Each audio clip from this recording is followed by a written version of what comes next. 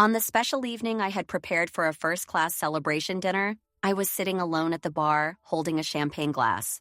This wasn't my plan. The night I had imagined was to sit at the reserved table number 17 with my boyfriend Liam, celebrating our 8 years of marriage.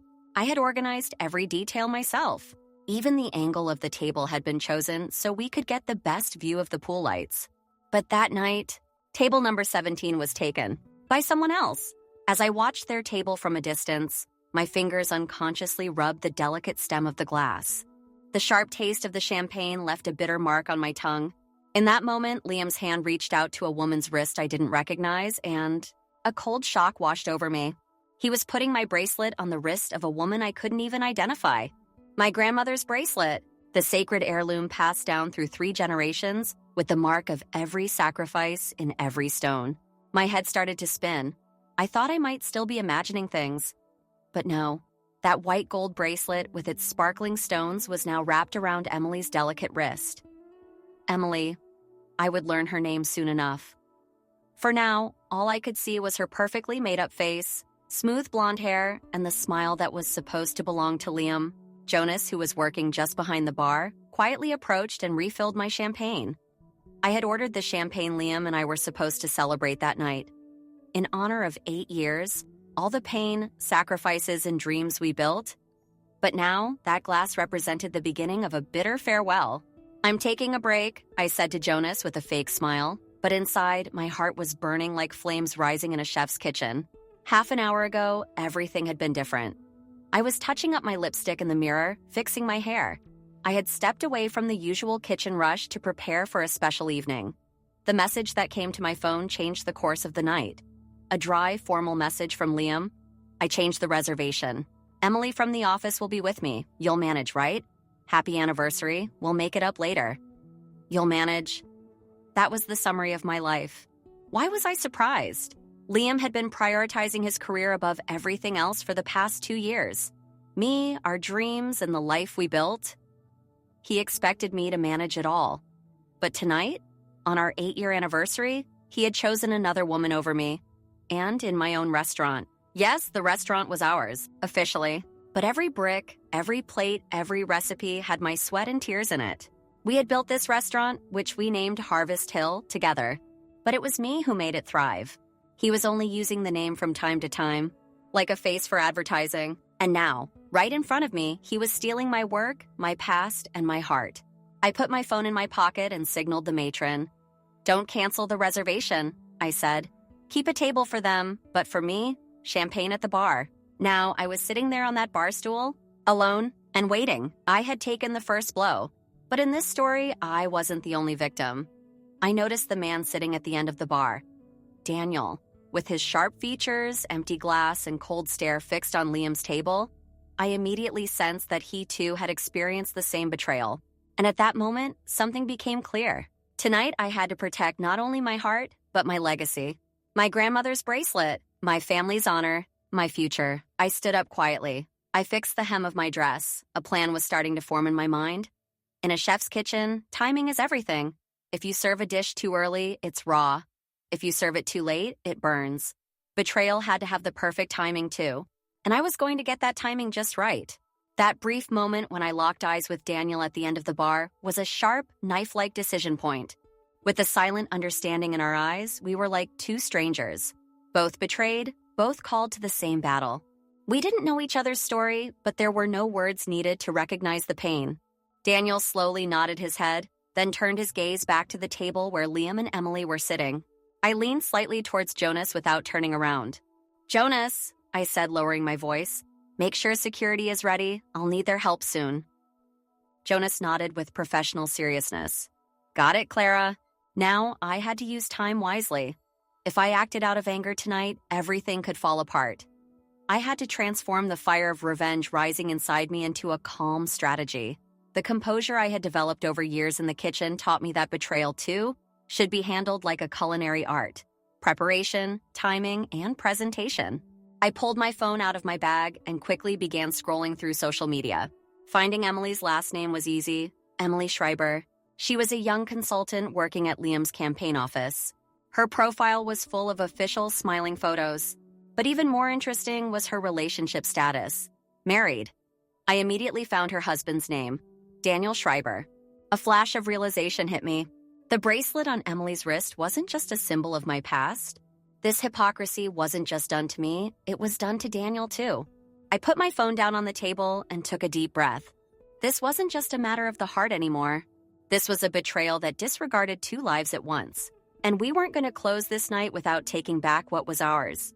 A few minutes later, Daniel quietly slid into the seat next to me. Without taking his eyes off me, he spoke in a low voice. "I'm Daniel. That woman is my wife." I nodded. My eyes involuntarily filled with tears, but I didn't let them fall. I had to stay strong. "Clara," I said briefly, "and that man is my husband of 8 years." We both fell silent for a few seconds. The dim light from the bar flickered, casting a pale glow that seemed to shimmer off the glasses, like the weight of that moment speaking louder than words. "Do you have a plan?" Daniel asked, his voice hardened. "I do," I said. And in that moment, as if I were creating a new recipe in the kitchen, the plan became clear in my mind. First, I would gather the documents. Then I would take center stage. And in front of everyone, I would expose the truth. I remembered the advice my grandmother had given me. True strength is being able to walk through pain with grace. I was going to do this with grace. But first, I needed the evidence. I grabbed my phone and logged into the restaurant's reservation system. Emily's name was clearly visible in the reservation record where Liam had made last-minute changes. I took a screenshot. Then I began to assemble a small digital file with the photos I'd found on social media. Meanwhile, my eyes were still on Liam and Emily. They were smiling, proudly showing off the bracelet. Liam, in the restaurant I had built with my sweat, where every detail bore my touch, was selling my past to another woman. The legacy that my grandmother, my mother, and I had carried through struggle was being exchanged in one night for a glass of champagne and a smile. Daniel was still silent next to me, but his gaze was growing more determined. "We need to catch them here," he said finally, "with evidence, not just emotions." I nodded. "Exactly." Jonas approached quietly. "Whenever you're ready, I'm set," he said. "My team is waiting outside." I raised my glass, taking a sip of the champagne. It still tasted bitter, but I could feel that this bitterness was giving me strength now. Tonight wasn't just the night the love ended, it was the night that life would be reborn. I was ready for the first move, and everything that happened after would remind not only them, but also me of who I truly was. The hum inside the restaurant was mixing with the rhythm of my heart. The guests were lost in their own worlds. Some were engaged in laughter-filled conversations, others savoring their wine. No one was aware of the storm approaching, but Daniel and I, we watched the two imposters at the table without taking our eyes off them. And inside me, a certainty was growing, sharpening with time. Tonight wouldn't just be about a confrontation, it would be the night of reclaiming a legacy. Before approaching the table, I gave Jonas a slight nod. He and his team would surround the area like an invisible wall. Not for me, but for justice. Every step I took was weighed down by the years of accumulated disappointment. Liam had his back to me. Emily, laughing as she told something, was caressing the bracelet on her wrist. My bracelet. The one my grandmother had guarded her whole life, with every stone telling the story of resilience. Daniel was walking behind me. He was ready too. The expression on his face was frozen with cold determination. We were the silent army of the betrayed now, and our battlefield was the restaurant I had created with my own hands. Just 2 steps away from the table, I heard Liam's laughter. Years ago, I had loved that laugh. Now it made me sick. "Clara," Liam called out when he saw me. As if everything was normal, he placed a fake warmth on his face. "Come, join us. Have you met Emily? What a coincidence, isn't it, to run into each other here?" A coincidence? Is this how you plan to stage your betrayal, right in the heart of mine? I smiled. I approached him with a kinder expression than ever before. Because tonight, I wouldn't strike out of anger, but with grace. Anger was their weapon. Mine would be silence, timing, and certainty. "What a beautiful night, isn't it?" I said. Then I turned to Emily. "You look wonderful, especially with that bracelet." Emily let out a shy laugh and raised her wrist. "It's such a sweet gift," she said. "Liam told me it's a family heirloom." "A family heirloom? Is it? Which family, I wonder?" My eyes drifted to the clasp of the bracelet. There, inscribed in my grandmother's handwriting, was a small phrase. "Stay brave, always." I tilted my head slightly, examining the bracelet with fake admiration. Then, with a graceful movement, I took the bracelet off Emily's wrist. Neither Emily nor Liam could say a word. "Of course, a family heirloom," I said, lowering my voice to make them look into my eyes. "It's been in our family for 3 generations. It was the most precious gift my grandmother gave me on her last breath. Just like our home. Just like—" I locked my gaze on Liam. Honor. The hum in the restaurant faded. A few tables around us had started paying attention. But I wasn't done with the scene yet. This was just the beginning. I pulled back, holding the bracelet. Jonas was watching from the corner, ready. Daniel, for the second part of the plan, was also prepared. Just as Liam was about to open his mouth and try to defend himself, Daniel stepped forward. He walked confidently toward the table. All eyes were on him. "Hello, Emily," he said in a calm tone. "Let me introduce you. Your husband, Daniel." The color drained from Emily's face.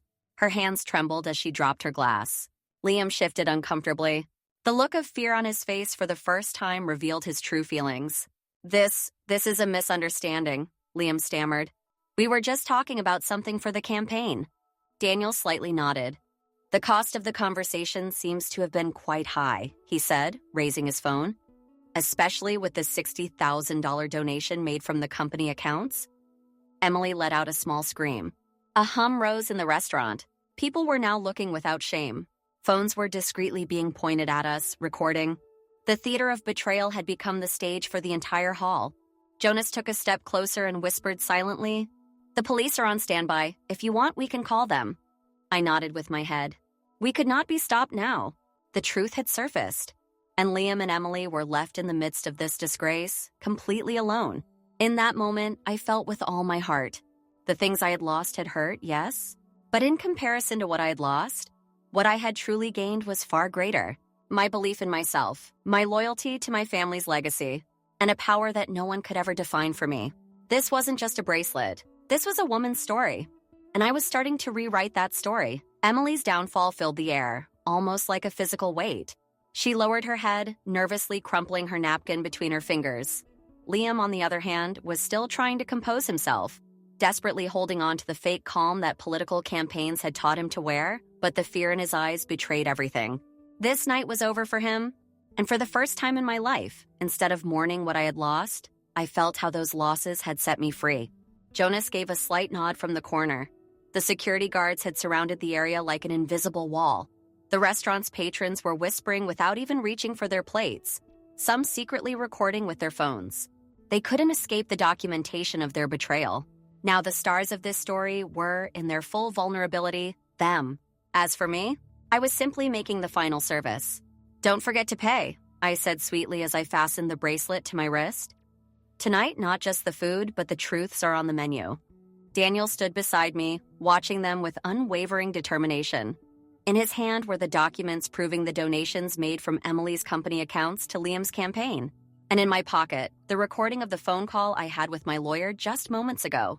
The documents that would expose the hidden clauses in the papers Liam had gotten me to sign 2 weeks ago.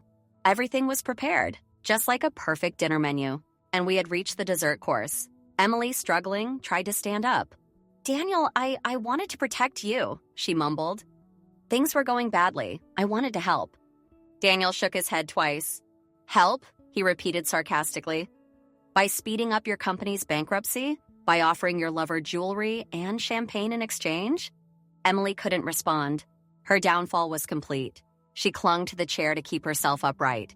A few people at nearby tables lowered their heads, casting pitying glances at her. But after silently carrying my pain for years, I felt no mercy for her. Liam stood up, spreading his arms. "Clara," he said, trying to soften his voice. "There's no need for this. We can talk this through calmly if you want." I stood up too, but I wasn't going to bring the calm he wanted. I would speak on my own terms. "You want calm, Liam?" I said, lowering my voice but punctuating every word like a sharp knife. "I've been calm for 8 years. I've been patient. I believed in you. I trusted you. I supported you. The only reason we're here today is because of my calm." From a few tables away, a chair creaked. Other guests had begun to turn their attention toward us. We were no longer hiding. We were now visible. The truth was out, exposed in all its rawness. "Clara, this is a misunderstanding," Liam stammered, making a final attempt to defend himself. But I interrupted him. Errors are misunderstandings. What you did was planned betrayal. I lifted my wrist and showed the bracelet. This bracelet has carried the struggles of the women in our family for 3 generations. And you tried to turn it into a one-night memento. My words hit him like a slap. He swallowed hard, but he had no more lies to tell. At that moment, Jonas approached us. "The police are at the door," he said quietly. "We can bring them in if you want." I nodded slightly. At this point, there was no need to stretch it any further. Their time here was over, and mine was just beginning. Daniel pulled the documents from his pocket and placed them in front of Emily. "Our company lawyers will contact you tomorrow," he said. "Today you've stolen not just my heart, but my future, Emily. I won't let this go." Emily collapsed to the floor in tears. Liam, eyes wide with fear, looked toward the door. But there was no escape anymore. As for me, I turned my back. I walked away slowly. Tonight wasn't a night of revenge. Tonight was the night I took control of my own life again. With every step I took, the old burdens fell from my shoulders. Betrayal, belittlement, and forgottenness. I was Clara now, a woman reborn from the ashes, owning her past and future with the bracelet on her wrist. And this was only the beginning. As I walked out of the restaurant, the night was silent. The sky was filled with millions of stars. But for the first time, I looked up and really saw them. Inside me, there was an indescribable lightness. There was no anger, only freedom. The burden I had carried for years seemed to quietly flow off me. The chaos left behind was no longer my responsibility. Liam's life, Emily's destruction, the future they had planned. They would drown in the swamp they had built with their own hands. And I was finally about to carve my own path. I walked slowly to my parked car. Before opening the door, I paused and looked back at the restaurant. Harvest Hill. It was my dream, my labor, and it was still mine. Their betrayals hadn't seeped into these walls, because what had built this place weren't the bricks. It was the hopes I had carried in my heart for years. At that moment, I made my decision. I would give the restaurant a new life. There would be no trace of the shadows of the past. This place would not be a tomb for pain, but a stage for rebirth. The next morning, as sunlight streamed through the window, I sat in my office with my lawyer. That night, I had also brought the file Jonas had handed me. Inside were the documents. Liam's illegal campaign fund transfers, irregularities in company accounts, Emily's fake donation receipts. Everything was organized. Everything was documented. My lawyer put on his glasses and carefully examined each document while I sipped my coffee. For the first time, I had clear control over my future. "If you wish, we can file a serious lawsuit with all of this," my lawyer said finally. "These will be very useful in the divorce proceedings." I nodded. "I want it," I said, my voice resolute. "Everything. I'll take back whatever he stole from me." This wasn't just a financial battle. It was a fight to protect my honor, my work, and my family's legacy. And I had no intention of losing. Weeks passed. Things moved quickly. Liam's campaign was buried under scandals. The documents leaked to the press, and the footage from the restaurant that the customers had taken that night became headlines. A successful businessman auctioned off his wife's inheritance for his campaign. Caught in betrayal at an exclusive restaurant. That perfect smile of his had faded. His political dreams had become victims of his own greed. What about Emily? She had silently disappeared. Her company was on the brink of bankruptcy. Her marriage had ended that night. And me? I was stepping into the strongest period of my life. I renovated the restaurant. As my first move, I placed a small display case in the center of the dining room. Inside, I placed a large photo of my grandmother's bracelet. Next to it, I wrote the following lines. "Stay brave, always." This was my legacy. And from now on, this restaurant would be a place where not only meals, but survival, growth, and rebirth were celebrated. One evening, after everything was ready, I sat by the door. The air was cool, but not uncomfortable. With a glass of wine and a small notebook, I was writing my thoughts. That's when Daniel appeared at the door. He had a bottle of wine in his hand and was smiling slightly. "Looks like we're celebrating," he said. "Always," I replied with a smile. "Every new beginning deserves a celebration." Daniel sat next to me. We were both wounded, but we had both learned how to walk again. There was nothing romantic between us, not yet, but friendship. True friendship, after betrayal, was the most valuable thing. We raised our glasses together. "Not to the past," I said as we clinked our glasses. "To the future." And that night, under the stars, for the first time in my life, I opened a new chapter without fear. Months had passed. The restaurant shone like a soul reborn. Harvest Hill was no longer just a place where fine food was served. It had become a silent testament to how life could be beautified despite every blow. People came not only for the taste, but for the warmth they felt as well. Because in this building, there was a story of resistance woven into the very stones. And I was now the living hero of that story. Every morning, as I put on my grandmother's bracelet, it felt as though I was uniting the past and the future on my wrist. Every step I took, every meal I prepared, every table I set, it was a small but meaningful victory over life. One morning, while sitting in the restaurant's office, Jonas knocked on my door. "Clara," he said, his voice soft, "you have a visitor." I raised my eyebrows. Lately, every face visiting the restaurant was familiar, but the peculiar tone in Jonas's voice told me this wasn't an ordinary visitor. I walked to the door, and the face I encountered showed that time had cruelly touched him. Liam. The confident posture he once carried had collapsed. Instead of arrogance, his eyes now held exhaustion. His lips were cracked and his jacket was carelessly worn. "Clara," he said, his voice barely a whisper, "can we talk?" For a moment, I hesitated. If this had been before, a part of me would have trembled. But now, I felt only deep calm. I wasn't even angry anymore, because his story could no longer cross my path. "You have 5 minutes," I said, standing in front of the door. He took a deep breath, his head lowered, his words tangled together. "I've lost everything," he finally said. "The campaign, my reputation, Emily, everything." I slightly tilted my head. I didn't say a word. "I want to come back," he said, his voice desperate. "Maybe we can start again, together, here." It was at that moment that I realized what life had taught me. Some things can't be saved, and some doors must remain closed. I answered calmly, "Liam, this restaurant is my home, my dream, my work." I looked directly into his eyes. "And here there is no longer a place for you." At that moment, the last shred of hope in his face vanished. He tried to say something more, but the words got caught in his throat. He silently turned around and walked away. I gently closed the door behind me, not with anger nor with bitterness, but with a profound sense of relief. Sometimes the greatest victory is not in destroying your enemy, but in leaving them behind and building your own life. Months later, Harvest Hill was named the most prestigious restaurant in the region. On the reopening night, all the tables had been reserved weeks in advance. Newspapers, magazines, blogs, everyone was talking about us. But for me, the greatest reward was knowing my kitchen and my heart had once again become a home. Daniel was there that night. Still my friend, still someone I could trust. The friendship that had developed between us over time turned into a deeper bond. We rushed for nothing, nor did we deny the wounds of the past. We loved each other's scars, and that was more real than anything. That night, we set up a small table in the restaurant's backyard. My grandmother's old china plates, a handmade tablecloth, and right in the center, a glass display case with the bracelet. We raised our glasses. My eyes filled, but this time, not with sorrow, but with gratitude. "Let the glasses rise," I said, looking up at the stars.